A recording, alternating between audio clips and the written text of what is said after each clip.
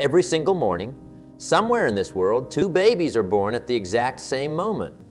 One might be blessed with what we call natural talent, and the other, well, the other might seem ordinary at first glance. But here's the miracle I've witnessed over and over in my 40 years of watching people succeed and fail.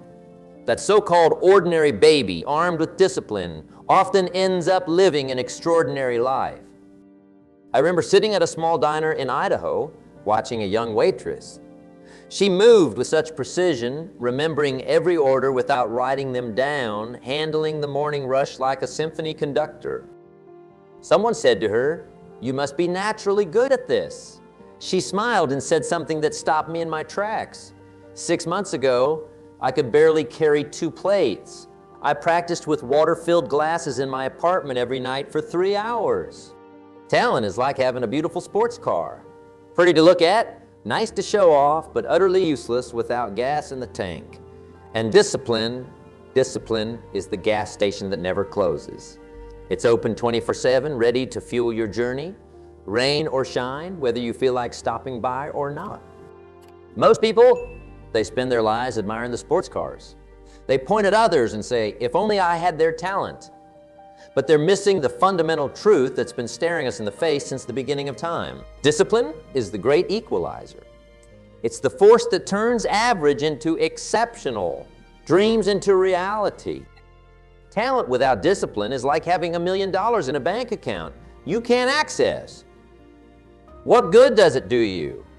But discipline, oh, discipline is different. It's like having a penny that doubles every day. It seems small at first, almost insignificant, but give it 30 days and watch what happens. The beautiful thing about discipline is that it doesn't play favorites. It doesn't care where you were born, what your last name is, or how many natural gifts you think you're missing. Discipline only asks one question. Are you willing to show up today, and then tomorrow, and then the day after that? The most successful people I've met have in common. It's not talent, it's not intelligence, it's not even luck. It's their unwavering commitment to doing what needs to be done, especially when they don't feel like doing it. That's discipline in its purest form. And the thing about discipline that most people don't understand, it's not about perfection. It's about progression. It's about being a little better today than you were yesterday, because while talent might give you a head start, discipline ensures you finish the race. I believe we're standing at the edge of something remarkable here. We're about to explore why the most talented people don't always win, and why the most disciplined people rarely lose. Because in the end, discipline isn't just about beating talent. It's about becoming the person who deserves success. Talent. We've created this fairy tale around it. We see someone playing the piano beautifully, and we say, "Oh, they're so talented." We watch an athlete break a record, and we whisper, "They're just naturally gifted." But let me tell you something I learned the hard way. We're watching the performance, but we're missing the rehearsal. I'll never forget this young man I met in Chicago years ago. He was what people called a natural in sales. Everyone in his company talked about his gift for closing deals. One evening, after a business meeting, I found him sitting alone in the conference room. Know what he was doing? He was practicing his responses to customer objections. This so-called natural had filled 5 notebooks with different scenarios and responses. He'd been doing this every evening for 3 years. That's when it hit me. We're not seeing talent, we're seeing the results of countless hours of invisible work. The myth of natural talent is probably the most expensive lie we've ever sold ourselves. It's expensive because it robs us of our power. It's expensive because it gives us an excuse to stay comfortable. Society loves talent because talent makes a great story. Oh, we're born with it. Makes a better headline than they worked at it for 10,000 hours. But here's the problem with believing in natural talent. It's like believing in magic. It's entertaining, but it won't help you build a life. I've spent decades watching people succeed and fail. And I've noticed something fascinating. The ones who believe in talent often quit when things get hard. Why? Because they think if it doesn't come naturally, they must not be meant for it. But the ones who believe in discipline, they just keep showing up. They understand that mastery isn't inherited, it's earned. Let me share something with you that changed my perspective forever. I used to think some people were just born organized, born punctual, born successful. Then I started looking closer. You know what I found? The most organized person I knew spent 30 minutes every evening planning the next day. The most punctual, they had a system where they set every clock 10 minutes fast. The most successful, they worked when others watched TV. Talent has an expiration date. Without discipline, talent spoils like milk left out in the sun. I've seen incredibly talented people hit their ceiling because they relied on their natural abilities. Meanwhile, I've watched seemingly average folks surpass them through sheer consistent discipline. Talent actually works against you sometimes. When things come easily, you don't develop the emotional muscles you need for the tough times. You don't learn how to push through difficulty. You don't build resilience. But discipline is like a faithful friend who shows up every single day, teaching you these crucial lessons whether you want them or not. The world is full of talented failures and disciplined successes. Every city has them. The naturally gifted student who never learned to study, now working a job they hate, while their average classmate who studied every single day runs a successful company.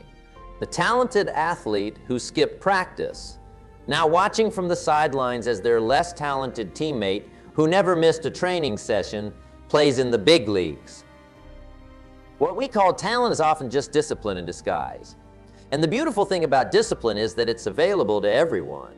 You might not be able to choose your natural abilities, but you can absolutely choose what time you wake up. You can choose to read instead of watch TV. You can choose to practice when others play. The moment you stop worrying about talent and start focusing on discipline, something magical happens. You take back control, because talent is about what you were born with, but discipline is about what you choose to do with what you have. And that choice changes everything. Because while talent might determine where you start, discipline determines where you finish. And I don't know about you, but I'm far more interested in where people finish than where they start. Most people completely misunderstand success. They're looking for these huge, dramatic changes. They want to transform their lives overnight. But that's not how it works. That's not how it has ever worked. Let me show you some simple mathematics that changed my life. If you improve just 1% each day, just one tiny percent, do you know where you'll be in a year? Not 365% better. You'll be 37 times better. That's the power of compound improvement. That's what discipline gives you that talent never will.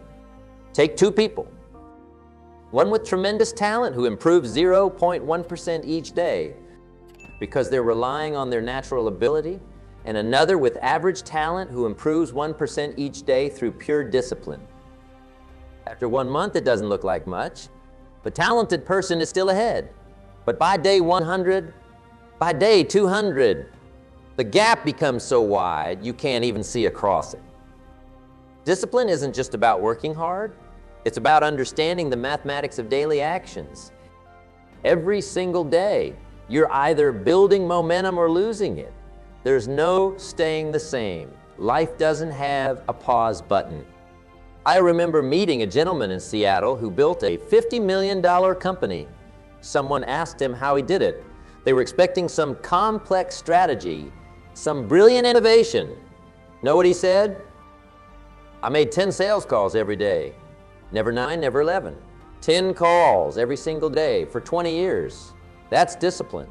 That's mathematics. If you read just 10 pages of a good book every day, that's 3,650 pages a year. That's around 18 books. In 5 years, you've read 90 books. Now, imagine sitting across the desk from someone interviewing for the same position as you. They haven't read a single book since college. Who do you think has the edge? The mathematics of discipline are undefeated. They've never lost an argument. If you save $5 a day, Just skip that fancy coffee and invest it at a modest 8% return. You'll have over $100,000 in 20 years. That's not talent. That's not genius. That's just discipline plus mathematics. Is the mathematics of discipline work in reverse too? Skip your workout today. It doesn't seem like much. Skip it for a week, you still look the same. Skip it for a year. Now you're looking at a completely different person in the mirror. The mathematics don't care about your excuses. They just keep working, multiplying either your progress or your regress. Success leaves clues, and when you look at the clues successful people leave behind, you'll find they're all simple mathematics. Write 500 words a day. That's a novel in 4 months. Do 5 push-ups every morning. That's 1825 push-ups a year. Learn 1 new word a day. That's a college-level vocabulary in 3 years. The talent someone's born with, that's a one-time deposit in their account. But discipline is like compound interest. It builds on itself day after day, year after year. And just like compound interest, the earliest deposits yield the greatest returns. Everything has a price tag. Everything. But here's the catch. You don't get to choose whether to pay a price or not. The only choice you have is which price you're going to pay. The price of discipline or the price of regret. I learned this lesson in a way I'll never forget. Years ago, I sat in a small office in Chicago with one of my early mentors. He was a man who'd built something extraordinary from nothing. I was complaining about how hard it was to stick to my goals, how much I had to sacrifice. He walked over to his filing cabinet, pulled out 2 folders, and placed them on his desk. "Take a look," he said. The first folder contained his daily schedule from the past 20 years, up at 5 a.m., exercise, reading, planning, working, learning. The second folder, his bank statements showing how he'd grown from nearly bankrupt to financially free.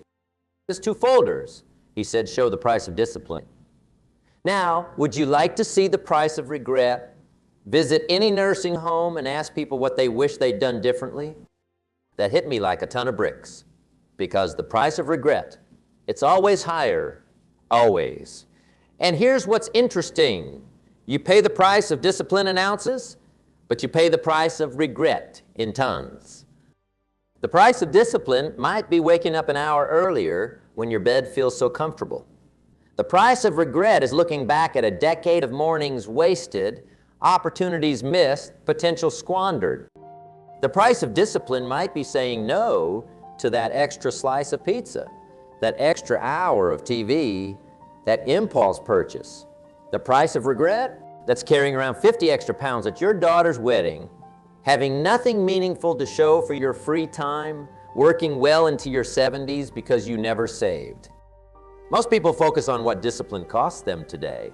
They say, I can't afford to invest that $100 a month. But they never ask themselves, can I afford not to? They say, I don't have time to exercise. But they never ask, do I have time to be sick? They look at the price of discipline and think it's too high without ever looking at the price tag on regret. I've noticed over the years, the price of discipline actually goes down over time. It gets easier.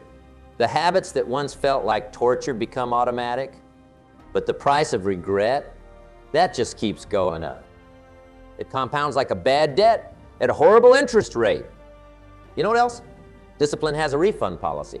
Every single thing you sacrifice today, every comfort you delay, every hard choice you make, it comes back to you multiplied. But regret offers no refunds.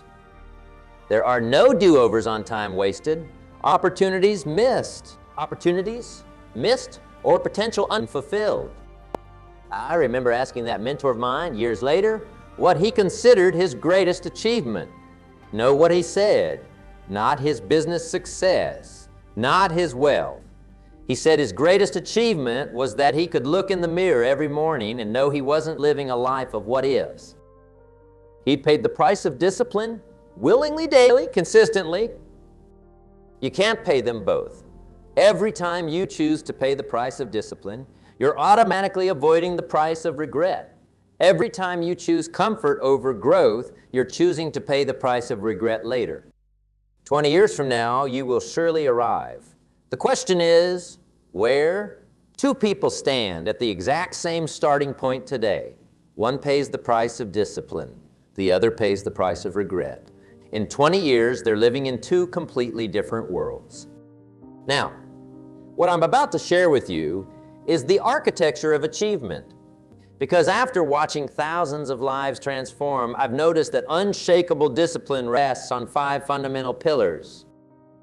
Miss any one of them, and the whole structure becomes unstable.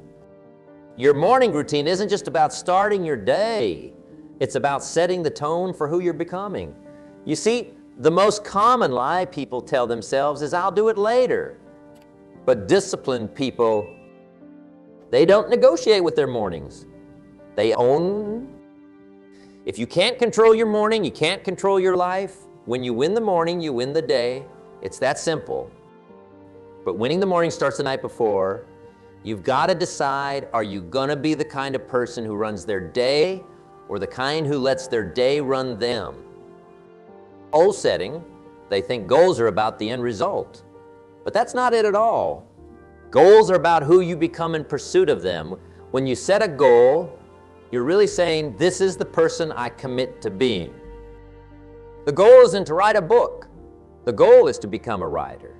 The goal isn't to build a business. The goal is to become an entrepreneur. Now, here's something fascinating about environment design, the third pillar. Most people try to use willpower to overcome their environment. That's like trying to swim upstream. It's possible, but it's exhausting. Smart people, they design their environment so it carries them toward their goals. If you want to read more, put books everywhere and hide the TV remote.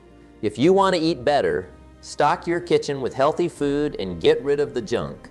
Your environment will always win against your willpower. I remember visiting a friend's office years ago. He was one of the most productive people I knew. Know what I noticed? His desk faced away from the window. Too many distractions, he said. That's environment design.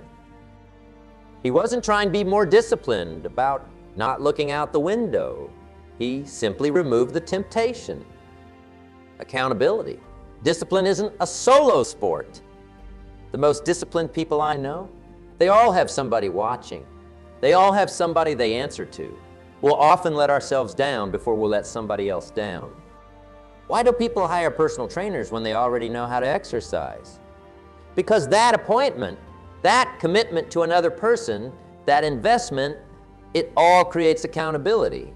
When you're accountable to someone, your excuses have to face another person's scrutiny.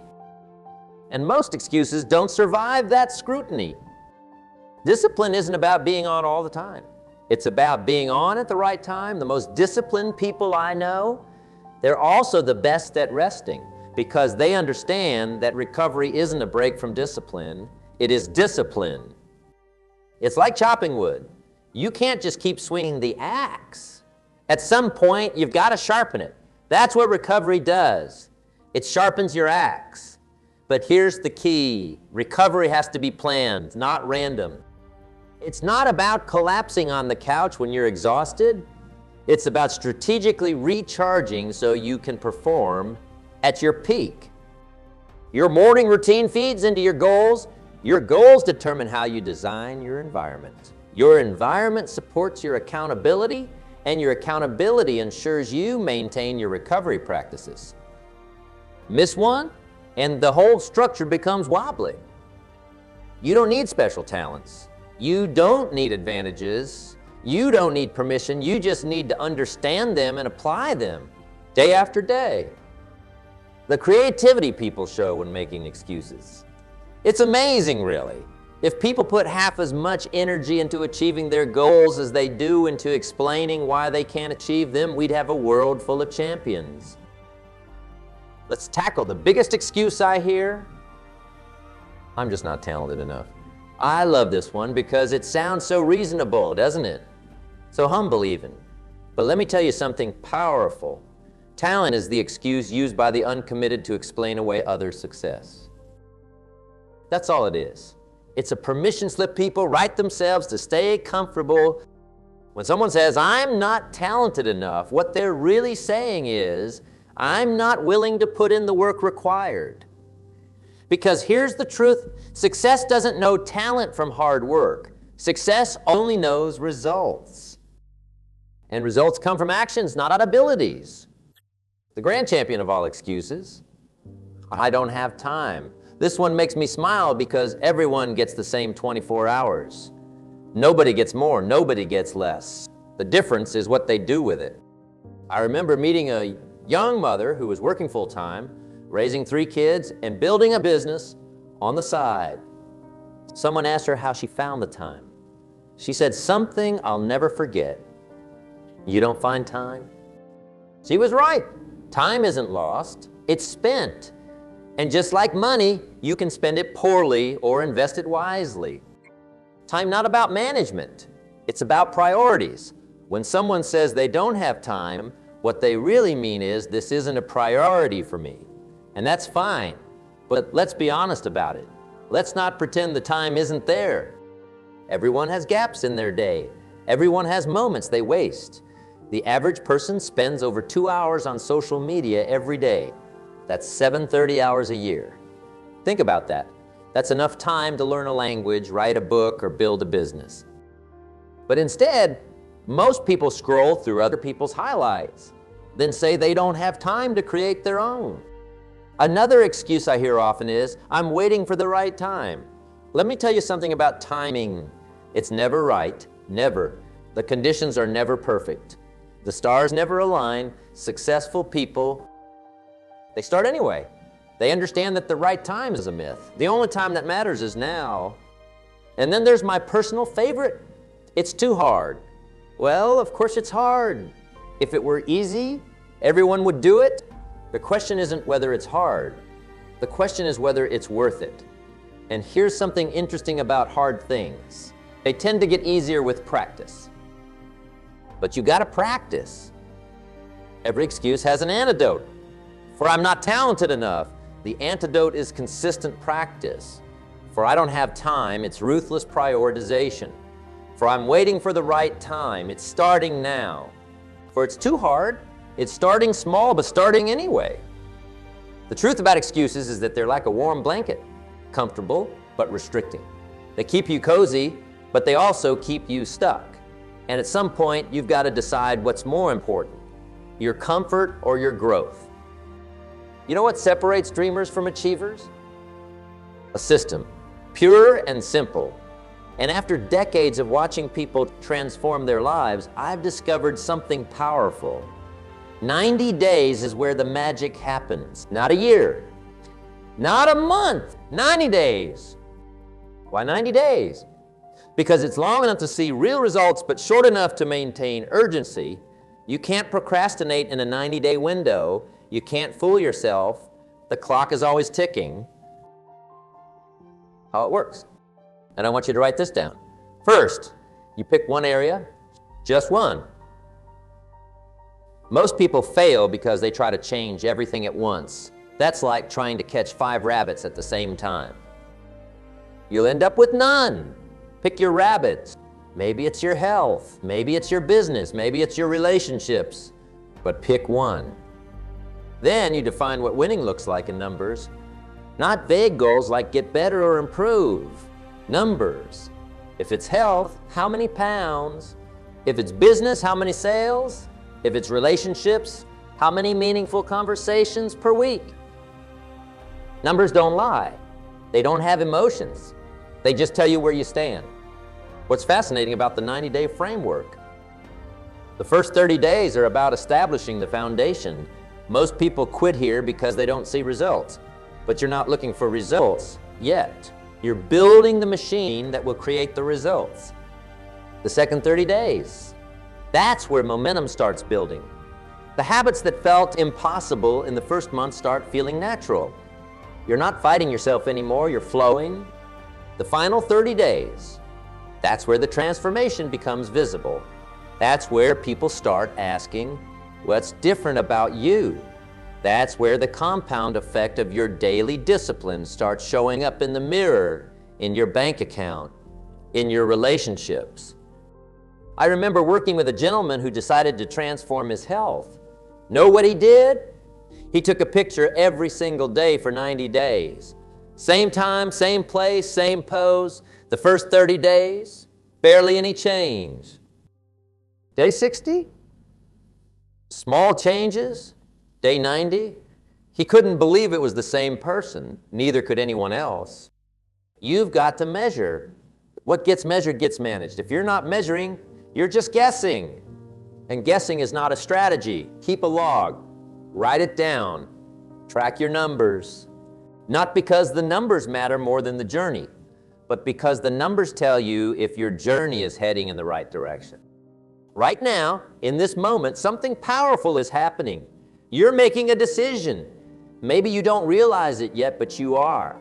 You're deciding whether to stay the same or to change, and that decision will echo through every tomorrow you have left. I want you to do something right now. Put your hand on your heart. Feel that? That's not just a heartbeat, that's time passing. Every beat is marking another moment. And here's the truth. That heart will beat about 103,000 times per day, whether you use those beats to move forward or stand still. Time will pass anyway. Most people wait for motivation to strike like lightning. But disciplined people, they understand that motivation is a result, not a cause.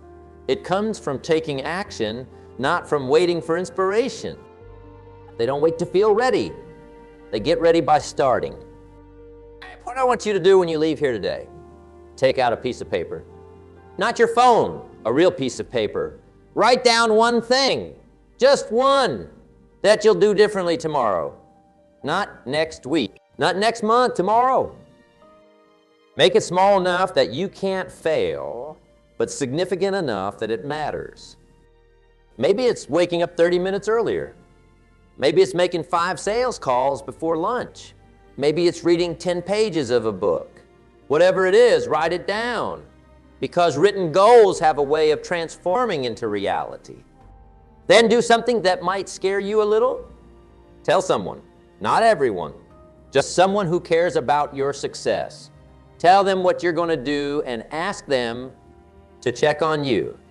Not next month. Tomorrow? You see everything we've talked about today. The myth of talent, the mathematics of discipline, the price we pay, the pillars we build on, the excuses we overcome, the transformation process. It all comes down to this moment, this decision, this commitment. 10 years from now, you'll surely arrive. The question is, where will you be living with the results of discipline or the consequences of regret? Will you be wondering, what if we're knowing I did? The choice is yours. It always has been. Talent might determine your starting point, but discipline determines your destination. Remember this? The pain of discipline weighs ounces. The pain of regret weighs tons. And every single day, you're choosing which one to carry. So let me ask you one final time. What's it going to be? Are you going to continue living like most people, hoping that talent and luck will somehow transform your life? Or are you ready to join the few who understand that disciplined action, taken daily, is the only path to lasting change? The decision is yours, and your life will reflect that decision. Thank you.